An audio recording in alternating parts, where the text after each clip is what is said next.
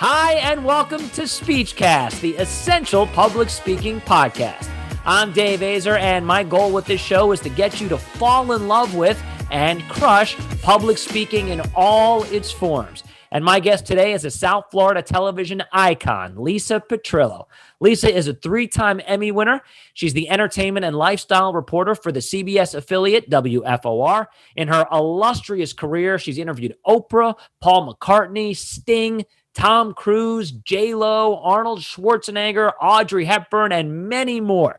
She hosts the renowned Taste of the Town segment featuring South Florida's growing culinary scene, and she's also a reporter on fashion, travel, and lifestyle, not to mention a good friend of mine. So I can't wait for you to hear all of Lisa's great expert advice on being a successful broadcaster. First, though, I want to remind you to subscribe to this podcast anywhere that you listen to podcasts. And if you do get us on Apple and iTunes, please leave us a rating and a review. That means so much to me. And I often read the reviews on camera. In fact, here's a recent review I got called Amazing Podcast. I've learned so much from this fabulous podcast. Dave is great. He has good content, plus he interviews fascinating guests as well. That's from L. Michelle Hud. Thank you very much, L. Michelle Hud. Well, speaking of fascinating guests, here's my conversation with Lisa Petrillo. This is Speechcast, the essential public speaking podcast. Here's national TV host, public speaking and media coach, TEDx speaker, and best-selling author, Dave Azer. Lisa, it's great to see you. I used to see you all the time when we were interviewing the coolest celebs in all the land, but now I only see you on social media, so this is a real pleasure. How are you? I'm doing well, Dave, and I totally agree. I miss you so much. We used to have so much fun at those movie junkets and talk behind the scenes and gossip and catch up, and now we're here on Zoom. You know, one of the things that I loved about seeing you at those junkets is that you and I, at the time, were obviously on different networks, but there was never any, I don't want to give you one of my questions. I don't want to tell you about this movie if you didn't see it ahead of time. I feel like you and I always had this great professional respect for each other. And I guess my question is, you've been in the business as I have for quite some time. Do you feel that that's usually the case, that there is professional respect, or is it not usually the case and it's more cutthroat? So I would say years ago, it felt more cutthroat when I was first starting out, and I was a lot. So I always joke about this. When I first started out, because I started out right out of college, which was a little while ago, not that long ago, but fairly a long time ago. And the movie critics, when I would be flying to LA and New York and do some of those junkets, were basically older men movie critics. And it was television and it was newspaper, and they were older men. And I would come in my little suits and my little short skirts, and I would be there. I was so excited to be there. And I was not a movie critic. I would do it as previews, or I would do this thing with popcorns if I liked it, but I was not a hard-edge movie critic. So I would definitely get the stare downs, and they would hush tones talk, and I felt very isolated. Forward all these years later, meeting people now that they're the newbies, they're the rookies. I like to bring them in. You and I were on the same level, but I would kind of like try to help them and bring the younger women in and young guys in and say like, hey, because a lot of them were scared and had questions. And I felt like it was time for us to say, hey, let's bring everybody together on this. So, and you and I hit it off.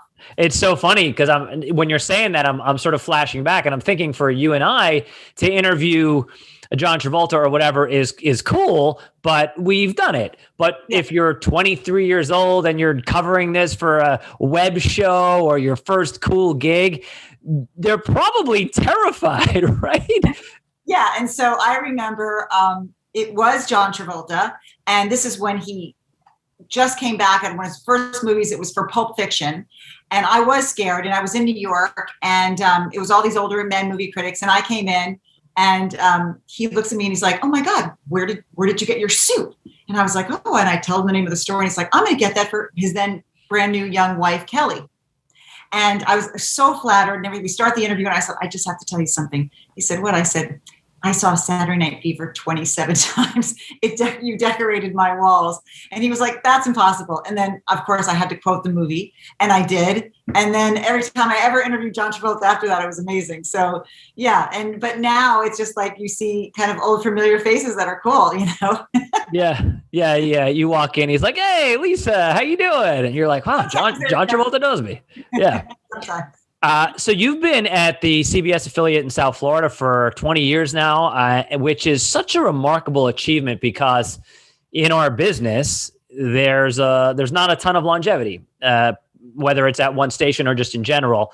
And I know that so many people who listen to this podcast are aspiring broadcasters. So I'm wondering, what have been some of the reasons that you think you've been able to not just stay there and tread water? You are a star over there. Let me blow you up for a second. No, you're shaking your head, but you are a star. You're an icon in South Florida. You are approaching legendary status, young lady. Seriously, people who live in South Florida, they know that. How have you been able to achieve so much at the same place for so long?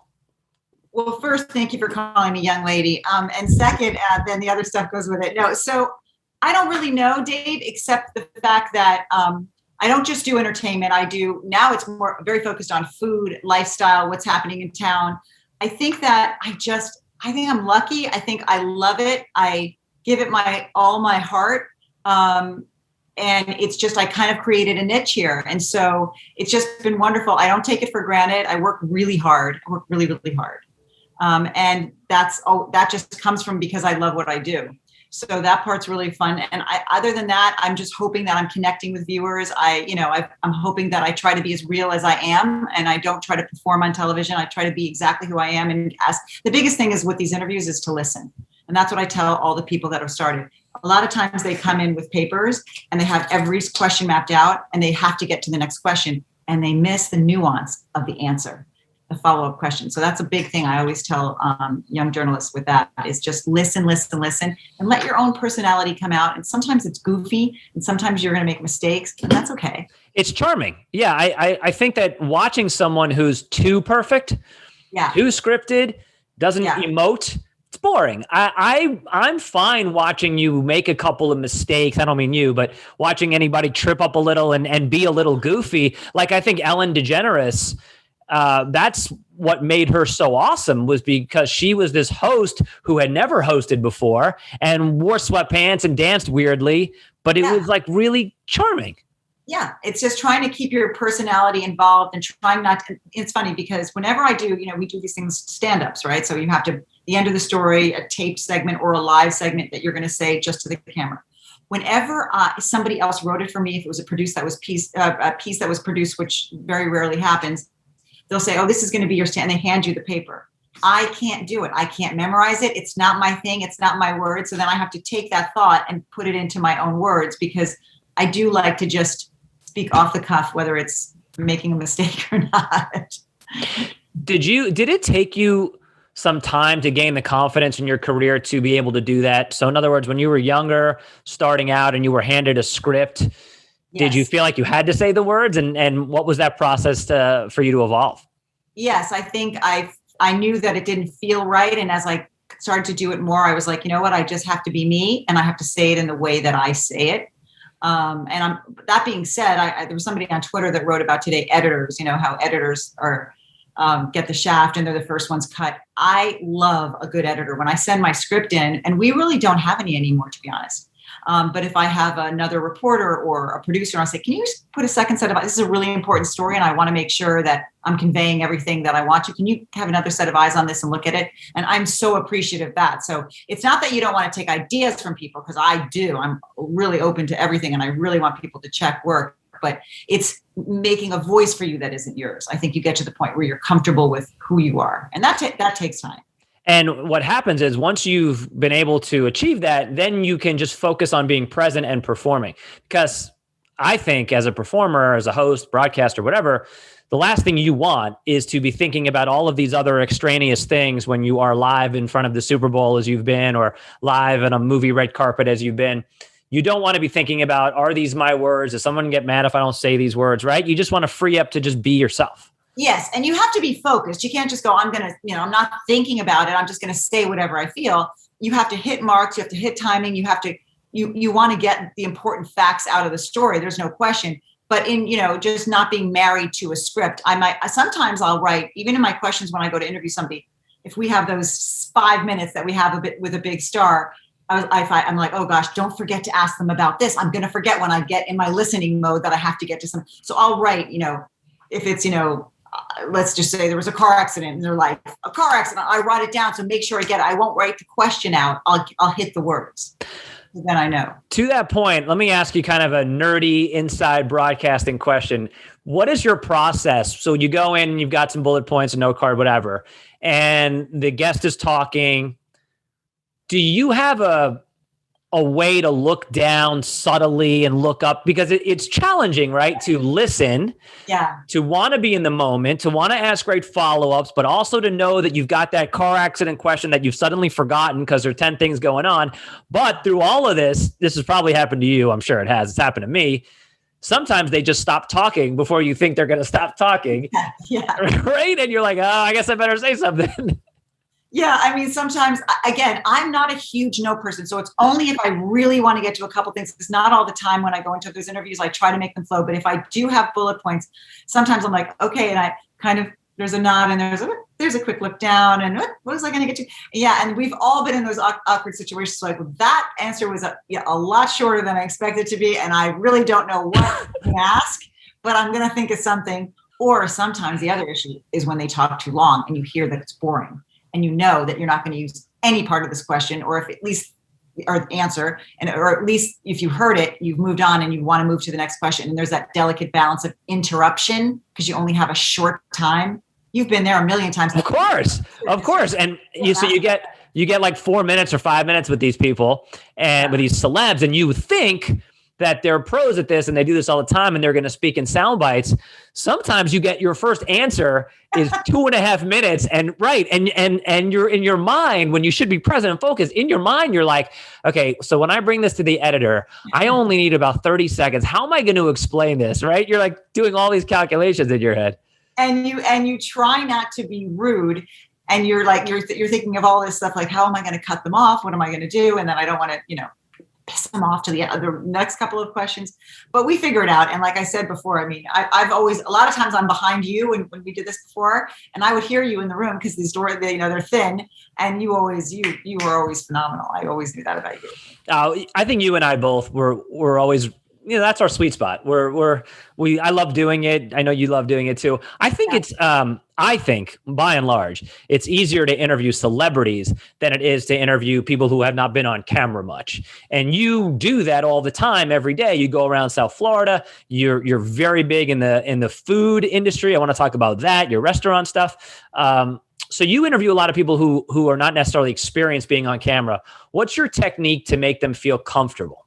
So my biggest thing with that, and that's such a big thing, is trying to talk to them as we're setting up, as we're getting it, like, don't worry, this, because I can start to see when they're getting nervous or they're just trying to, just concentrate on what they're going to say. And then they always get the question, so what are you going to ask me? So I always tell them, journalistically, we're not going to do that anyway, because we're never going to ask a question that, I just wouldn't do that. But I always go, everything you know, I'm going to basically ask about what you know. And we're going to have a conversation, and don't worry about it, because if I tell you, you're going to worry about the answer now. So just assume we're going to have fun. And if it's not live, whatever we screw up, we can redo. If it's live, it's a little trickier. So then it's all about warming them up, getting them to trust me. I'm not out to hurt anybody. The stories I do are not out to hurt. Like, a lot of people say to me with the restaurants, oh, you never say something's bad. And I say, well, first of all, I don't get bad food because they know I'm coming, right? It's not a critic as far as you're under the radar. This is a celebration of food in South Florida. So they know I'm coming, and they basically cook me really great food. I sometimes say it's too spicy for me. I'll go, whoa, it's got way too much heat for me. But I don't, and we've vetted the restaurants. So it's all great. And it's all about celebrating and positive. That's that end of the newscast that says, we've just heard about all this horrible, what, we want to hear some good news. Yeah. And that's what I feel like my job is. I feel like I could never be the hard news, serious, terrible story after terrible story person. And I don't mean to speak negatively about it. That's a really important job and a really tough job. It's not for me. It's not for you either, right? Yeah. I mean, I've done it a lot. And I mean, and also I do really sad stories. My gosh, when people die, and I've done that a lot. But when I first started, I was, oh, Lisa, I always wanted to do entertainment lifestyle. But, when I was first starting on the air, they said, listen, can you get to this murder scene and, try to knock on the door of the family that lost the son? I couldn't do it. I knew I couldn't do it. And I so respect people that are able to put all that together and put a beautiful piece together. I couldn't do it. So that's just, who you are. And I have people that, my colleagues are amazing, and they can turn any story anytime. I feel like I can turn most stories, but the really brutal stories I go to bed with, I can't sleep. It's just not me. Yeah.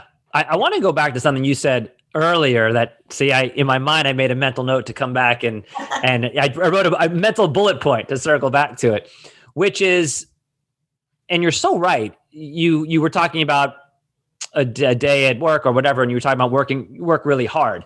And I feel like sometimes people think, oh, that person's on TV. That's easy. That's glamorous. They show up, they do their thing, they leave. Yeah. That is not the case. Even if you don't have to shoot and edit, which a lot of people on camera do, even if you don't have to do that per se. I don't have to do that. Right. And I didn't either, which is great. But showing up on set, getting a great shot, doing the pre-interview, all that stuff. For people who don't know, who haven't done it yet, talk about that process and how difficult it is to put a really good shoot together.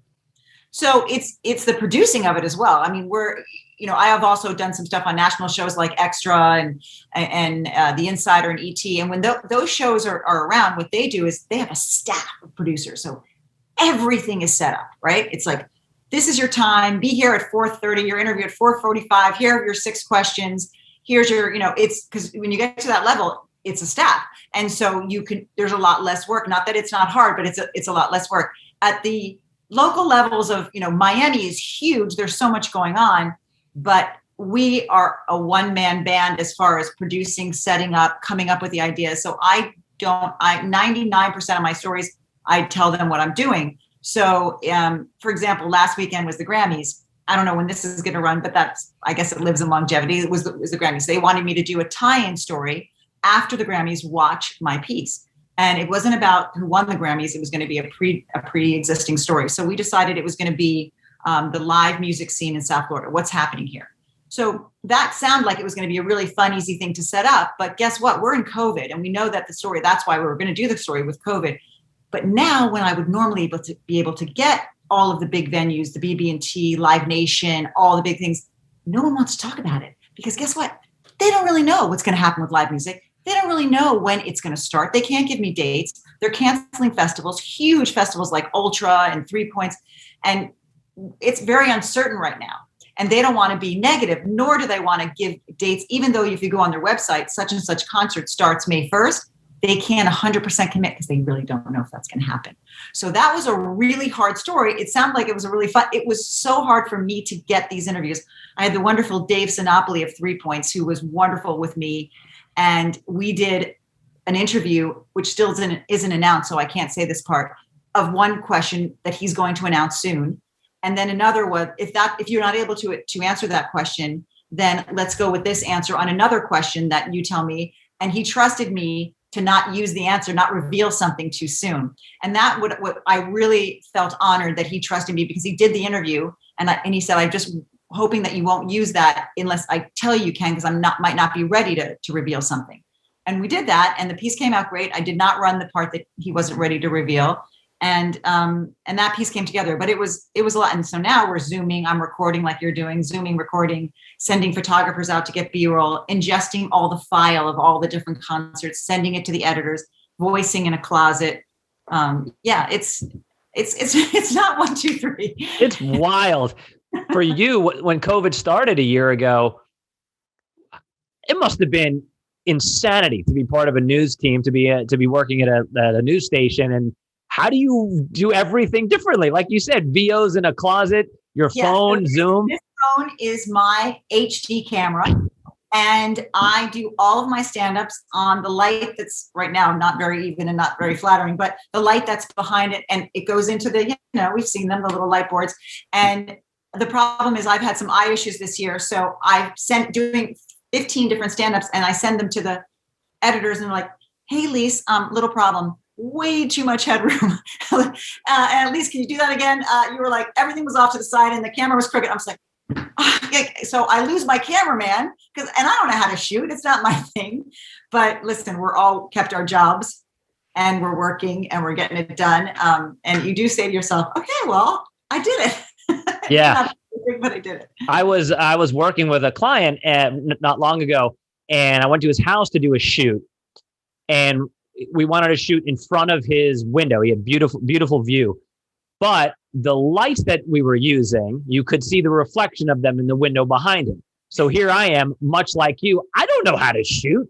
I'm trying to position this guy originally he was going to walk around and talk, but I had to sit him down so his body would block the reflection of the light. And I'm thinking, like, I have so much respect now for production crews, for all of the things that they do that, by the way, earlier in my career, when maybe I was less patient, I'd be like, why, in my mind, I'm like, why is this taking so long? I have all the hard stuff to do. Let me do my life. But now, of course, I don't think that way. I miss my cameramen and women so much. We just started taping Taste of the Town. We call it now Taste the Town, Dine Out, Takeout. We only feel the right thing to do is feature the restaurants that have outside dining when I sit and eat, and we sit 6 feet apart from the chef, where before I was shoulder to shoulder, sitting, talking, eating, so, now that's a little bit different, but I just started. So it's so nice to be with the cameraman again. Do you enjoy watching yourself on TV? And I asked that, Steve, shaking your head already. I asked that because I know most of us on camera don't, but it's such a valuable tool. And being that you've done this for many years now, you're so good at it. I'm wondering if it's gotten any easier for you to watch yourself, and if you still learn anything by watching yourself. So especially with COVID and shooting my own stuff, I hate to watch myself because I know that I'm not doing a good job on how they know how to shoot it. And then regardless of that, in general, no. I mean, if it's a fun moment in an interview and it's a back and forth that I was like, okay, I think this works, then I don't mind the back and forth. But in general, no, I'm usually very critical. Maybe I deliver that okay, but I don't think I look good, or maybe or the opposite, I looked better and I didn't deliver it well. So it's a rare time where like, okay, Mama looks pretty good tonight. Mama. Are you still learning on the job? Yes. I would say it all the time, and it's now, especially again with COVID, new talents of this ingesting and technical stuff. And then also there's always a juggle that happens. We did something the other day, a shoot with I won't say the restaurant, and a very famous chef, and it went great. The interview was like one of those interviews that come out of just magic. And then the cameraman looks at me and he's like, I'm getting a warning light. There's a warning light. And I turned around. He's like, we lost the entire interview. And the entire 25-minute warm and fuzzy, hysterically funny interview. 25 minutes. 25 minutes. Gone. It's never really happened to me. And the cameraman was like a little uptight about it. And unfortunately, I felt like he didn't handle it well. I had to say, I'm sorry. I don't know what happened. It was just like, it's gone. There's nothing to do. It's gone. And the chef had a huge night ahead, had mapped out this time, and now we just lost a 25-minute interview. So everything got pushed, and the restaurant's opening at a certain time. They don't want cameras in when the restaurant. So now I have to take that 25-minute interview, apologize profusely, break it into 10 minutes, and I'm spewing questions at him. And the moments were gone.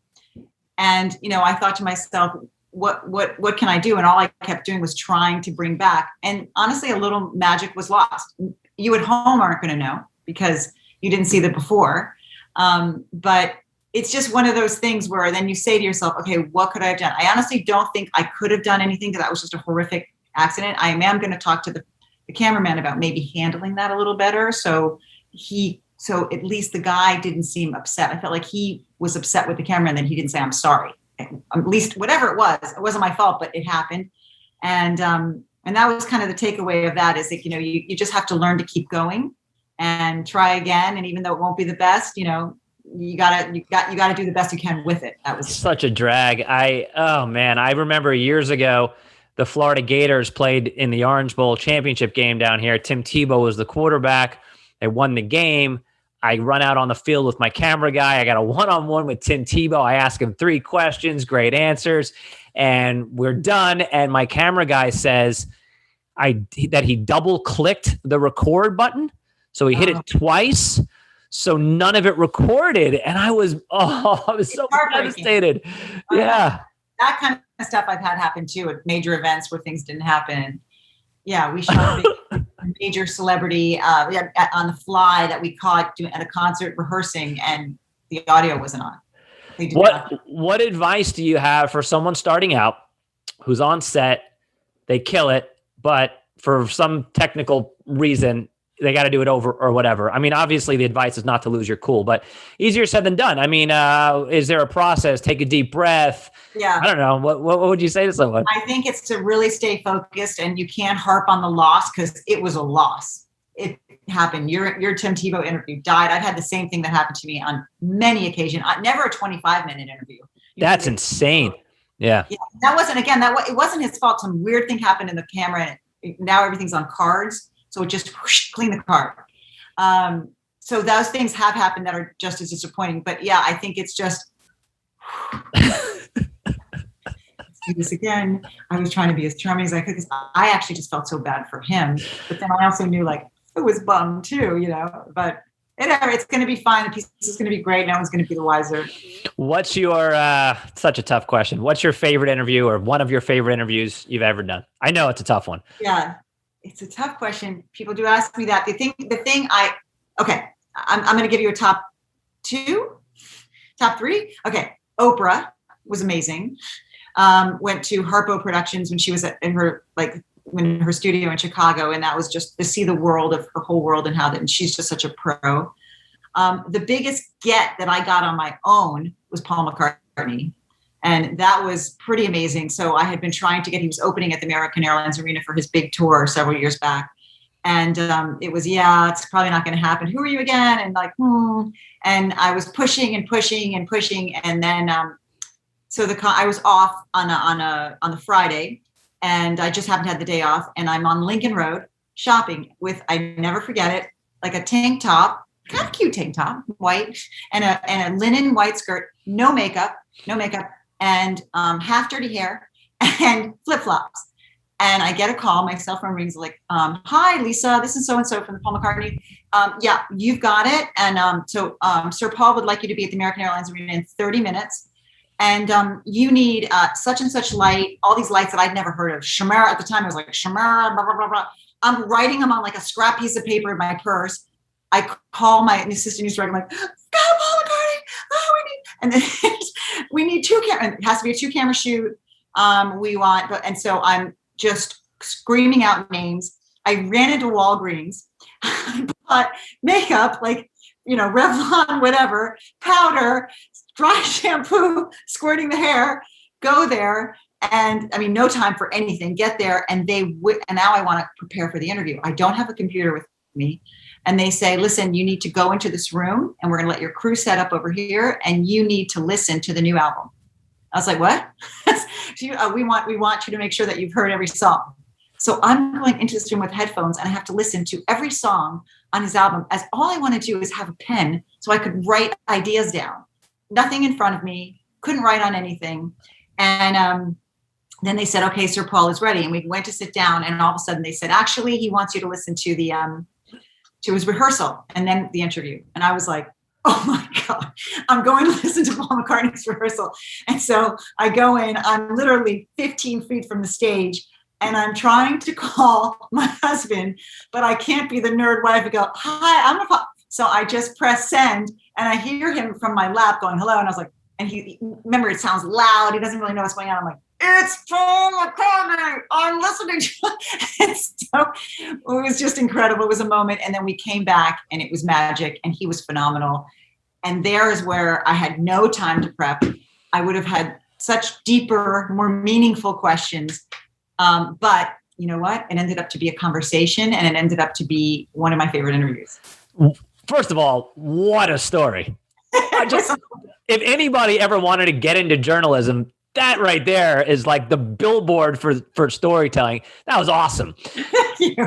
It's interesting because McCartney might be the one guy that you don't want to over prepare for, because you could go down this rabbit hole and have 500 questions to ask him, right? It's almost better that you are like, okay, just go talk about his new album. Because if you start getting into like, tell me about John and Yoko and what was it like to record this and Abbey Road, I only asked him a little bit about the album, by the way, because I knew everyone was going to, of course you had to have the obligatory 2 or 3 questions about the album, but I just fangirled on him. I was just like, what would I want to know if somebody sat down with Paul McCartney? What would I want to know about him? So I just talked about his life, his choices, being a Beatle. I don't even remember. I just asked him everything I could think of how crazy his world was at that time.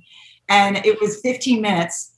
And that was it. I was just like, it's over. I was just wired for sound. Oh, man. Congratulations. What a cool story. It reminds me of, you ever watch the great Saturday Night Live skit where Chris Farley is in the elevator with Paul McCartney, and he's like, remember when you were in the Beatles? That was cool. That was cool. Yeah, that was cool. And then I would say the third one for me was Tom Hanks, because I'm a huge Tom Hanks fan. Who is it?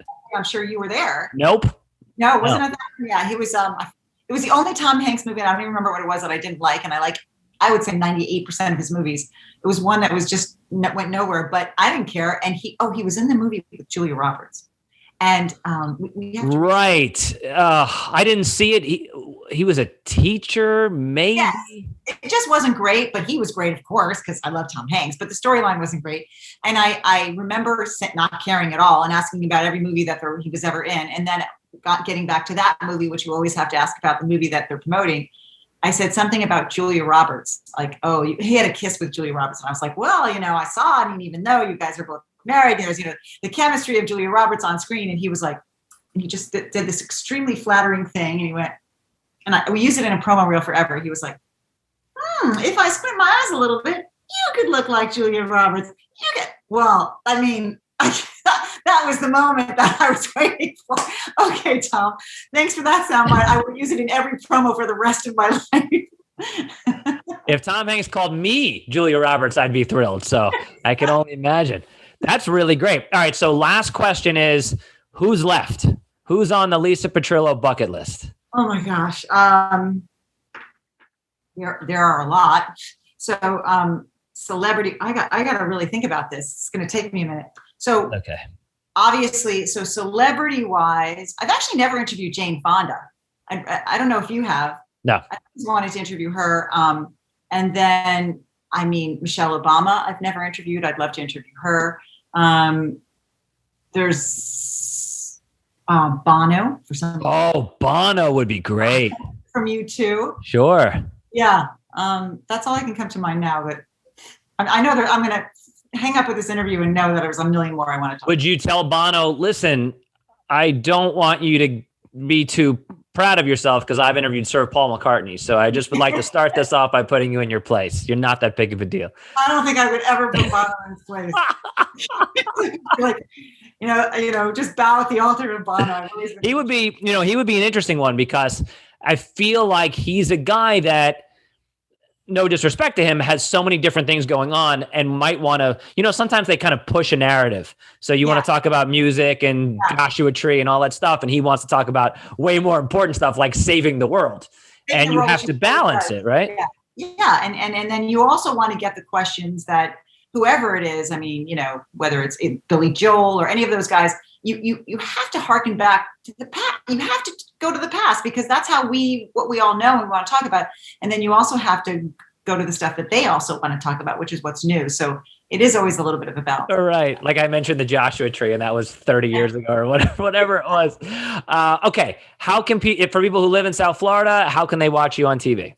So I am on CBS 4, Channel 4, and cbsmiami.com. If you don't watch the news, which a lot of people in the young age group, like my kids, do not, and they're in their 20s, cbsmiami.com. And the segment that I do every Friday, and it airs over the weekend as well, is Taste of the Town. And that's the food segment.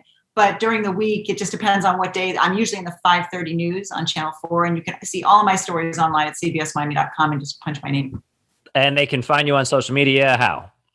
At Lisa Petrillo on Twitter, Instagram, and Facebook. And the very, very last thing is, I understand that one day you're going to be interviewing a band called The Hales, and they're going to be multiple Grammy Award winners. So congrats in advance on that. Thank you. Thank you for doing that. Yeah, my son's band, I'm a proud mama. Whenever I can story anything or do anything what they're doing and watching what they're creating right now, even now as we speak through COVID, and they have a big album coming out. So listen, I'm the biggest critic, but I'm excited about their future. They're bigger than McCartney and Bono.